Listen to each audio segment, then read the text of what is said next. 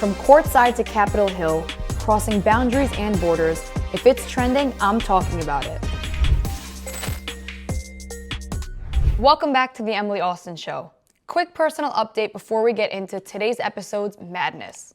I'm officially living out of my suitcase, and at this point, I think my suitcase officially hates me. I'm flying to Vegas for the RJC convention, and then Orlando for a boxing fight, and then New York for literally one day, and then right back to Miami for 2 days, and then right back to New York. So if you see my under eye bags in the next episode are all the way down to my feet, mind your business. I'm getting those miles on Delta. Anyway, let's scroll. For story number 1, it's official. America hates the New York accent. Americans ranked the best and worst accents in the world. Australia came in at number 1 best accent, and New York was ranked number 1 worst accent. So let me explain something to people who don't live in New York and they constantly get this wrong. You're not hearing a harsh accent. You're hearing New York's attitude. We speak fast, we speak direct, we talk like we have somewhere to be, we're always in a rush. And people confuse our confidence with aggression, our efficiency with rudeness, and suddenly it becomes, oh, the New York accent is so annoying. No, you're just not built for it. You can't handle it. And these rankings are wild. They voted Scottish, British, and Irish as top 4 best accents. Meanwhile, half of the country needs subtitles to understand the Irish. No offense, we just had an Irish guest in the last episode. But then they rank Boston, Midwest, and ready? Canadians as the worst after New York. Canadians? They barely even have an accent. Boston? Justified. But New York being at number 1 worst, it's giving jealousy. It's giving envy. It's giving, I wish I had that level of charisma, but instead I sound like a human beige wall. Say you don't like the attitude, it's fine. I understand it, you're weak. But the accent, as a New Yorker would say, you cappin'. Story number 2, and I suggest everyone takes a seat for this one. Ready? Chris Martin and Sophie Turner are officially dating, which might be one of the most unexpected celebrity pairings of the year. I mean, Sophie Turner, as we all know because we follow this so closely, went from Joe Jonas to Chris Martin, and Chris Martin was formerly married to Gwyneth Paltrow, and he's now dating Sophie Turner. Hollywood is not a dating pool. It's a rotating seating chart. Celebrities keep dating inside this extremely tiny bubble. The same PR teams, same events, same Soho House memberships, you know how it is. This dating pool is literally a jacuzzi. Is it messy? Yeah. Is the internet obsessed? Of course. Does it really matter in the big picture of things? No. And last but not least, Qatar officially owns more London real estate than King Charles. Let me just pause right there. A foreign nation owns more of London than the King of England himself. But please tell me how Israel's the problem. I want to hear all about it. Make it make sense. Qatar owns skyscrapers, luxury hotels, malls, historic buildings, entire neighborhoods. London is practically a Qatari investment portfolio at this point. And honestly, I'm not mad, but I don't want to hear it when it comes to Israel being the problem here. All right, that's your scroll. And now we need to talk about what's really going on.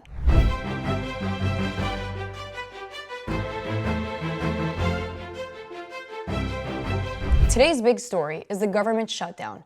Now, I'm sure everyone has heard about the government being shut down, but here's what it actually means. So first, let's talk about why a shutdown happens. A shutdown happens when Congress fails to pass or the president refuses to sign the funding needed to keep government operations running. So in this instance, it's Congress that's failing to pass it. So when this happens, you get a freeze. National parks close, the IRS slows down, museums shut, millions of federal workers get furloughed. But members of Congress, they're still getting paid. The Democrats now have voted 13 times to keep the government shut down. It's been 31 days. Essential workers like military members and air traffic controllers are working without pay. Families suffer, businesses suffer, and working people suffer. So here's my opinion. If you are voting against reopening the government, you should lose your paycheck. Not the workers, not the military, and not the public. The lawmakers who are blocking this process. I promise you, this shutdown would end immediately if their check stopped. To break this down more and talk about what's really happening behind the scenes, I brought in someone who knows exactly how this works. Joining us now is Congressman Cory Mills. Congressman, thank you so much for joining us today. It's Thank been you. 30 days of the government shutdown, and it doesn't seem like we see any light to the tunnel. But most importantly, I want our viewers to understand what is going on and why this started, and who knows better than you, who's currently sitting member of Congress. So take us through kind of all the chaos and the madness. Well, let me just start out by saying that this is real simple. It's the Democrats trying to hold the American people hostage in an effort to try and continue Obamacare, high premium insurance costs, and essentially funding Medicare and Medicaid and other things for illegals. So it's essentially trying to get them to utilize the shutdown as a negotiation piece or a pinch point to help everyone who's illegal basically continue to get benefits it's undeserving. So look, the CR, which is a continuing resolution, doesn't do anything other than allow the government to continue at its current payment and funding rates. This is nothing that's unusual. The Democrats voted unanimously during the Biden administration for every single clean CR. That's what this is. And when you hear the term clean CR, what they're referring to is that this is a continuing resolution that just says we're going to continue the current levels of funding. Now, that hurts our Department of Defense because that means no new programs of record, which unfortunately would allow us to fall further behind from a national security perspective. But what it essentially does is what a clean CR is, it means there's no policy writers. I'm not throwing in things that are a poison pill to try and get some policy or something that's actually being changed in an effort to try and like fund the government. So the Democrats done this with Hakeem Jeffries. They did this under Chuck Schumer. And now they want to hold it up because they want to try and look at the fact of how do we continue to utilize benefits in an effort to solicit votes. So they want to make sure that these illegals can vote in our elections. They want to make sure these illegals are continuing to get American benefits. And so they're willing to hold the American people hostage, our federal government hostages. I mean, we had 12,000 plus flights that's been delayed or canceled because of a Mm. shortage of air traffic controllers. You've got our military, which thank God, and I don't know who he is because he's an anonymous person, but the person who donated money to help pay our military, the 150 plus million Wow. dollars, God bless that individual I didn't even know because that the happened. president has done things that no one else could do as the negotiator in chief, the commander in chief, and truly the man who is the peacemaker in chief. That's incredible. I mean, not the shutdown part, of course, but the fact that somebody donated to keep our troops being Our paid, I military think paid. is amazing. Now, It it just doesn't gives you a little seem bit of hope and like, humanity, doesn't it? I mean, that there's really yeah. good people out there who understand the woes and the significant sacrifices that our men and women in uniform make every single day for this great nation. But we have to think about our veterans as well. Look, we have to prioritize our military veterans over criminal migrants who are violating our sovereignty. And so we have to look at everything from what is best for the American people. And that's what the America First agenda is about. But again, the Democrats, they're holding us hostage, Emily. You had Chuck Schumer who said, with every day that goes by, our negotiation gets better. You had other Hmm. Democrat senators who said that I understand this is going to be a painful point for the American people, but it's going to help us in the end. I mean, this is their mindset. You got John Fetterman and others who realize the ridiculousness of this. Hmm. And if they truly wanted Obamacare to be expanded out, why didn't they do it when they passed it? Because they had the House, the Senate, and the presidency when Obamacare was passed, but they Yep. couldn't even get Democrats to sign up for it to be at an endless state, which is why it had a sunset period. So the Democrats are really just honestly holding the American people hostage. It doesn't seem like there's a compromise, right? And that's where I said there's no light at the end of the tunnel. If they want to continue funding for illegal immigrants, when, as you just beautifully mentioned, there are veterans who need our help, that's a little bit more of a priority, in my opinion, than illegal people who came into this country getting my tax-paying dollars. What's the compromise? How does this end? Well, you're so right, not to mention the fact that now we're looking at over 40 million plus people who are going to actually lose their benefits when it comes to Mm. SNAP and to food stamps, things like this. And look, I'm not saying that we shouldn't scrutinize and look through waste, fraud, and abuse within some of these actual programs, these welfare programs, but there are people who truly just aren't making enough because of the cost of living, the affordability of housing, and everything has gone up so much under that previous administration. President Trump is rightfully correcting that. If you look at the gas prices today, they're at one of the all-time lows over the last probably 6 to 8 years. But my whole thing is that they have to find a lily pad. Chuck Schumer and them have put themselves on an island right now where the American people are going to start realizing when they get their benefits cut and they're not able to feed themselves, that is Hmm. it more important for them to lose the popularity of that group or that, kind of diaspora, or is it going to be one of those issues where they say, you know what, we didn't win this fight, we're going to go ahead and kind of bow down. So this is literally a game of chicken, but the Democrats are the ones who are playing chicken with the American people's lives. The Republicans are just saying, we want to continue to fund and support the American people. We just are not willing to go ahead and give $1 trillion+ to criminal migrants. So how does it work now? I'm not going to lie, I fully don't understand how this works. How many votes do you need to pass this bill now, the spending bill? So they're going to need six. It's already passed the House. They're going to need 60 Okay. votes in the Senate. They've already had some of the Democrats who've come across the line, obviously, who are more Hmm. common sense, I guess, middle of the road, blue dog Democrats. I guess some of those still exist. But what people don't understand is that people think that with a government shutdown that we're actually saving money because we're not paying all these additional like things, and to a point that's true, but it's only a momentary pause, because here's what happens: the minute we open the government up, not only do we have to pay all the back pay of all those individual benefits, but also the billions of dollars it's going to take to reopen a lot of these departments, Hmm. agencies, and areas. So this is going to cost us so much more money than just doing a simple continuing resolution. And when we're at 38+ trillion dollars, we're in a really bad position here, Emily. I mean, we literally are now at a point where two things happened last year, which is historical. One, the American, like we used to always like be prideful of, that had the great economy, has now paid more in interest payments than we did our entire cost of our military last year. First time in history.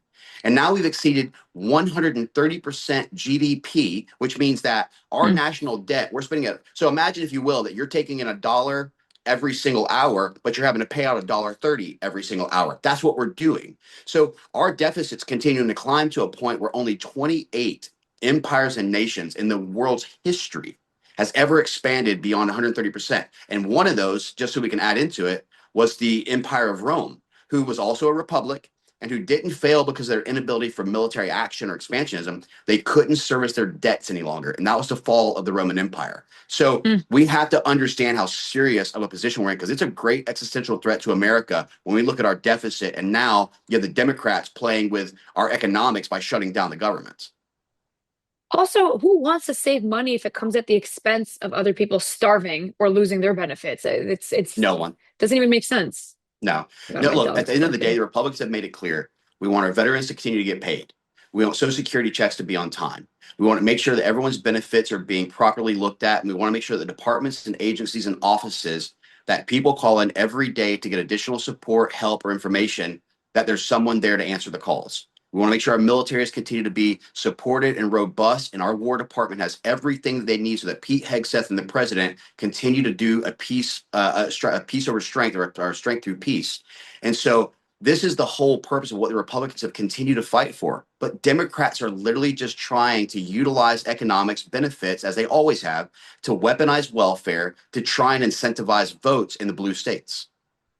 Yesterday, you posted something on Instagram, and I'm happy you're coming on the show so soon after that you don't want to receive money while the government shut down. Can you elaborate on that?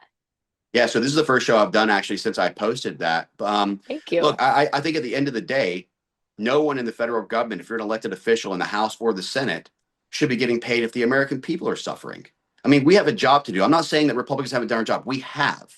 But we have to understand that we have to find a way to always take care and support the American people. That is our job as legislators. And so if we're not able to fulfill our job, even if it's on, the faults of our colleagues across the aisle, why are Hmm. we still happily taking our benefits and our medical insurance and all these things whenever there's people out there who are suffering, trying to get 2 and 3 and 4 jobs, who can't fill their grocery cart because they want to fill their gas tank, can't fill their gas tank because they want to fill their grocery cart, and they're suffering every single day. So I just wanted to show as a pledge of action that I'm going to go ahead and defer all salary moving forward until the American government is open and the American people are getting their benefits as well. I shouldn't get paid if they're not getting paid. Wow, that's incredible. I wish more people thought like you. I just believe that if the Chuck Schumer stopped getting their salary, even though somehow they're all multimillionaires and their salary does not Yeah. justify that math making sense, maybe they'll be a little bit more pressured to act fast. But listen, it doesn't apply to them. These are the people that Yeah. are like, communism for thee, not for me. That's Explain to me, exactly right. this is a separate conversation, but how is Chuck Schumer so rich? Please By the make it make way, sense to me. Emily, you're from New York. You know exactly what's happening right now behind the scenes because here's the reality. Hakeem Jeffries and Chuck Schumer are so scared that someone's going to run too far left of them and primary them to take them out that they're willing to acquiesce to anything. Why do you think they're all sitting here praising the socialist communist Mamdani? Why do you think that you have them willing to allow I mean, look, Schumer's so worried that AOC is going to take his seat that he's willing to basically do anything because he's actually being pulled to the radical left. So their party is at a Congress, I need you to loss. pause. The fact that we're talking about AOC taking someone's seat, you know, after Mamdani's going to win this election, I'm going to think, you know what, this can't get worse. But then when you say things like that, it's really giving me little hope for the future of the Democratic Party. But unfortunately, Well, you that should have no impacts hope for the America Democrat too. Party. Oh my God. No, As it's long look, as Jasmine it's a scary, Crockett doesn't it's go. seriously a scary time. I mean, look, the Republicans have gone through it in the past where you've got a little bit of a let's just say an ideological shift, right? Where we kind of pulled a little bit from moderate to more of a conservative America first base. And I think that's exactly what the country needs when you look at the evolution of how the world has turned. But the Democrats have done the opposite. They would rather go ahead and run to the radical left and the No Kings protesters and the Hmm. Antifas of the world. They would rather, caught or, kind of like just acquiesce, if they will, to anyone who has some radicalized idea. Look, let me just tell you what also is happening during this government shutdown, only because this is another big piece for it. The House cannot open if we don't have the necessary funding in place. That means policies Hmm. like the one that myself and Mario Diaz-Balart pushed forward to designate the Muslim Brotherhood as a terrorist organization can't go to the floor. That means the bill that Wow. myself and Congressman Randy Fine put together to guarantee no Sharia law in America can't go to the floor. That means that the bill that I'm wanting to put forward that would actually look at foreign lobby organizations like CARE, who is actually spreading Islamic, radicalization, can't actually go forward. So there's a lot of things that are taking place Wow. to include new programs of record for our military that can't go to the floor for a vote because the government is shut down and we can't open the floor for the Democrats to take control over while the Senate refuses to fund the government. I'm really happy we had this conversation because I didn't know most of this. And with that being said, I can imagine how many of these viewers also might not know how serious this is, in fact, is. Selfishly, I'm very concerned that TSA employees are going to start striking. I flew last week and I asked the woman, what's up with these lines? And she was so cranky, and who the hell could blame her? And she's like, well, Exactly. I excuse mean, me, you're we're having to not work these getting long paid. hours and you're not getting paid. I mean, I feel you think like terrible. I said, wait until another week or two. When you go to get on your flight, every single flight showing delayed or showing that there's Hmm. a cancellation because you don't have enough air traffic controllers. These air traffic controllers are trying to do anything they can to make ends meet. These are the people who are literally in charge of our domestic and international travel, and nothing takes off or lands without them. What happens when they say, you know what, I can't go any longer without pay? I have to quit my job and go somewhere else. So this Right? is a big, severe issue when we think about it in the totality of things, as opposed to just, okay, benefits aren't getting paid. No, that's not it. Our military, our veterans, our social security that our elderly relies on to be able to survive, our air traffic controllers for travel. I mean, the government not being able to open up to pass policies and legislation that's necessary. These are all critical elements that we have to factor in. Are there a few senators that you would like not totally blame for this because there's way too many to name and shame, but there's a handful that are really stopping the government from reopening that you can call out? Look, at the end of the day, this is the Schumer shutdown. It is completely on Chuck Schumer and his radical left colleagues, or those who just want to toe the line of the Democrat Party, that are actually responsible for this. I mean, it is not all the Democrat Party, clearly. As I mentioned Senator Fetterman earlier. I mentioned even Hmm. Representative Golden. Golden has made the very same statement. Look, Fetterman had the best common sense approach ever, which is that keep the government going so the American people can take care of. If you want to extend Obamacare out, why not put it down as a single piece of legislation for a vote? That's how Hmm. it's done. But because they know they don't have the numbers, they don't have the majority, they don't have the House, Senate, or the presidency, they can't get it passed so they can keep funding the Medicare, provisions of criminal migrants. So they're holding all the American people hostage instead. Look, this has been their MO. Open borders in the presidency of Biden, which allowed them to go ahead and bring tens of millions of illegals here that they didn't want to even change the census survey on so they could vote in our elections, or Yep. now holding the American people hostage, flight delays, our military, our veterans, our elderly. They're not getting paid because they want criminal migrants to get Obamacare and that to continue. Look, it's very simple. They are the America Last Party, and we're doing everything we can to save this nation. Wow. Congressman, thank you so much for joining us and explaining all of this. And secondly, thank you so much for literally deferring your own payments. I think that's very altruistic. I wish and I pray that you can influence some of these Democrats that just don't give a damn about the common people. Maybe hang out with them more. I know it's going to suck for you, but please do it for the American I don't think there's people a and rub prescription off on bottle of them. Advil big enough for that type of a daunting I will task. sponsor your ibuprofen. Thank Thank you so you so much much. for having me today. Anytime, just give me a call.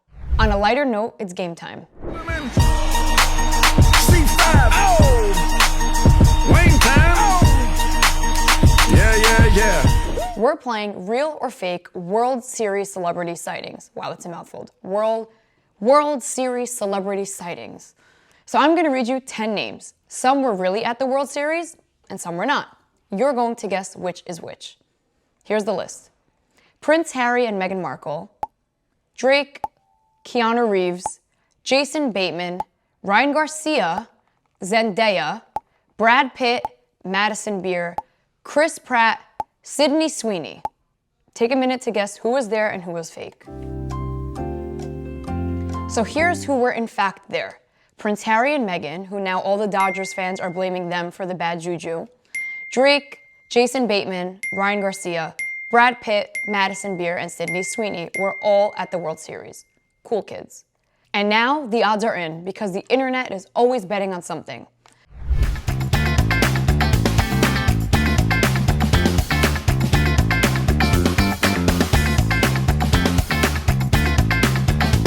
Now the odds are in because the internet's always betting on something.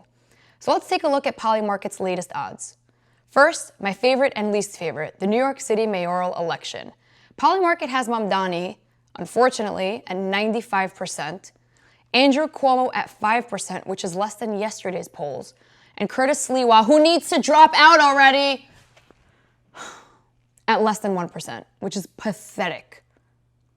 This is making me sick. I'm going to Miami. Should I cancel my flight back if Mamdani wins?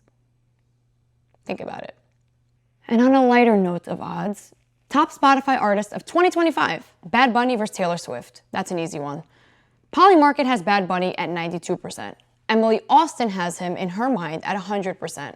Now Taylor Swift sits at 7%, and I don't even know who has the other percent remaining. Now this actually shocked me, but it didn't shock me. Everybody hears about Taylor Swift. She's like a girl's girl. I don't hate her. I know everyone hates her for some reason, but I just don't care, you know? Her music bangs. Bad Bunny's is way better. But Bad Bunny probably has 92% because he's an international artist. More people probably listen to Bad Bunny in a bigger picture than Taylor Swift, but the Taylor Swift fans are very culty, and I feel like that's why you always hear about her. I also think she is more generous with touring, and as you heard in the episode before this one, Bad Bunny is refusing to tour in the United States, which is very deeply sad for me and any other Bad Bunny fan. But yes, I will take a trip to Puerto Rico to listen to him. And we will see what ends up being the reality, who is in fact Spotify's top artist. But if I had to bet money, it's going on Bad Bunny. Now, before we wrap, here's something you should really care about.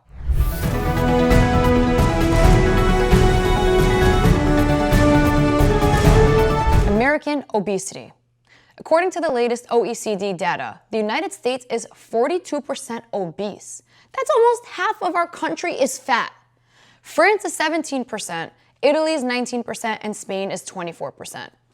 Now why? These countries eat pasta, bread, cheese, wine every single day. Why are we the outlier? So let me tell you, it's not because of the food, it's because of the ingredients. Now the FDA allows over 3,000 food additives in the American food supply. Europe allows around 300, and many additives are banned there that are fully legal here. American bread, it can have up to 30 ingredients. You cannot convince me one good reason why we need 30 ingredients to bake bread. Some of these ingredients include preservatives, conditioners, emulsifiers, artificial coloring, dough strengtheners. This is ridiculous. It's chemicals most people can't even pronounce. French bread, flour, water, yeast, salt. It's not portion size. It's not willpower. It's not Americans don't know how to eat and that's why they're all fat. No, it's that our food is filled with substances designed to extend shelf life, not human life. Kids have metabolic issues before puberty. Adults think chronic inflammation is normal. We cannot buy a loaf of bread without checking if it doubles as a science experiment. And the saddest part is that the system is so profitable and processed foods make billions. Pharmaceutical companies make billions. Healthcare makes billions off of treating people that were impacted by the food industry. So here's my takeaway. Read labels, know what you're eating. Do not normalize ingredients that other countries literally consider as poisonous, because your health should not come at the price of convenience. From accents to shutdowns to what's hiding in your food, the theme is simple. Pay attention. The loudest stories are rarely the ones that actually shape your life. Thanks for watching, and I'll see you next time.